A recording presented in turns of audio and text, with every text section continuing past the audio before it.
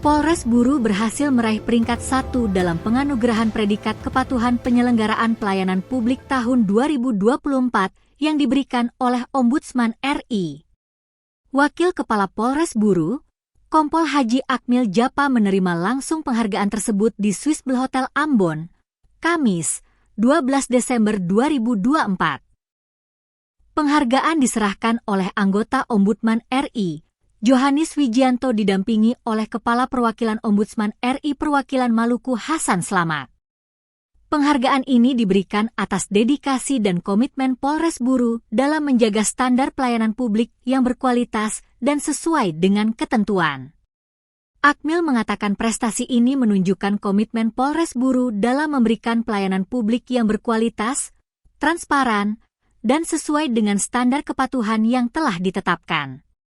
Diketahui, Polres Buru berhasil meraih skor 83,22%, mengungguli 9 Polres lainnya di jajaran Polda Maluku dalam penilaian kepatuhan pelayanan publik yang dilakukan oleh Ombudsman RI. Prestasi ini menempatkan Polres Buru sebagai yang terbaik dalam memberikan pelayanan publik di lingkup Polda Maluku, sekaligus membuktikan komitmen mereka dalam menjaga kualitas dan kepuasan masyarakat.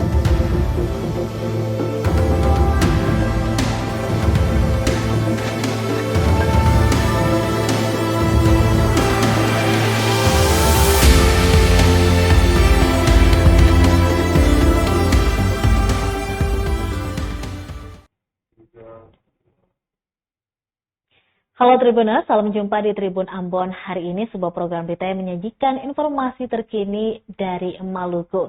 Dan inilah Tribun Ambon hari ini bersama saya Tanita Patesina. Kita mulai dengan berita pertama.